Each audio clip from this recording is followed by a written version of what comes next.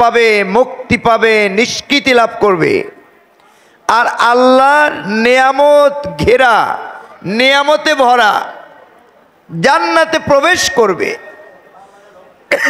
আল্লাহ বলছেন ফাকাদ ফাস, সে ব্যক্তি তার জীবন পরীক্ষায় চূড়ান্তভাবে সফল হলো।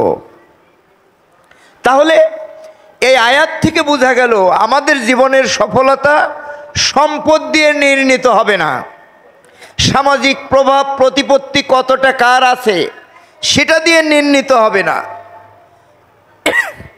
জাহান্নাম থেকে যদি আমরা বাঁচতে পারি তাহলে আমাদের জীবন 16 আনা সফল, জাহান্নাম থেকে বাঁচতে না পারলে আমরা 16 আনাই ব্যর্থ। এই জাহান্নাম থেকে আল্লাহ তাআলা তার বান্দাকে বাঁচানোর জন্য যুগে যুগে আসমানি কিতাব পাঠিয়েছেন। সেই কিতাবের সর্বশেষ কিতাব হলো আল কোরআন।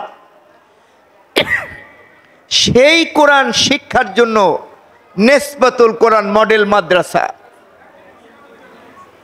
এর থেকে মূল্যবান, এর থেকে দামি কোনো প্রতিষ্ঠান হতে পারে না। আপনারা সৌভাগ্যবান, এই এলাকায় যারা কষ্ট করে, যারা সময় দিয়ে, শ্রম দিয়ে, পয়সা খরচ করে এই মাদ্রাসাটা গড়ে তুলেছেন,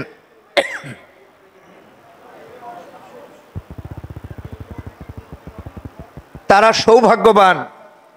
আমি দেখলাম মাদ্রাসার যারা পরিচালক, যারা ফাউন্ডার, অনেকের সঙ্গে দেখা হলো, কথা হলো।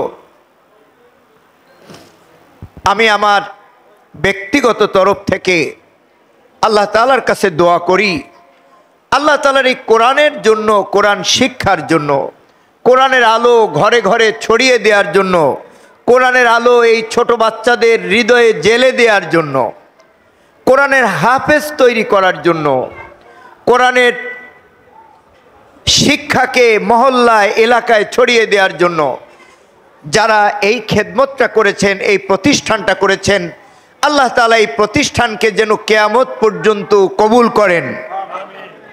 এই প্রতিষ্ঠানের প্রতিষ্ঠাতা যারা, পরিচালক যারা, আপনারা যারা সহযোগী, যারা সহযোগিতা করে এই প্রতিষ্ঠান গড়েছেন, এই প্রতিষ্ঠানে ছাত্র দিয়ে, অর্থ দিয়ে, সময় দিয়ে, পরামর্শ দিয়ে যারা যেভাবে সহযোগিতা করছেন, সকলের জন্য এই প্রতিষ্ঠান যেন কবরের কঠিন জীবনে, আখেরাতের কঠিন বিপদের দিনে যেন নাজাতের ওসিলা হয়ে যায়। আল্লাহ তাআলা এই প্রতিষ্ঠানকে কিয়ামত পর্যন্ত হেফাজত করুন, আমাদের জন্য, আপনাদের জন্য এটাকে নাজাতের ওসিলা বানিয়ে দিন। আল্লাহ রাসূল বলেছেন ইদা মাতাল ইনসান, যখন মানুষ মারা যাবে, ইনকাতা আনহু আমালু, তার সব আমল বন্ধ হয়ে যাবে।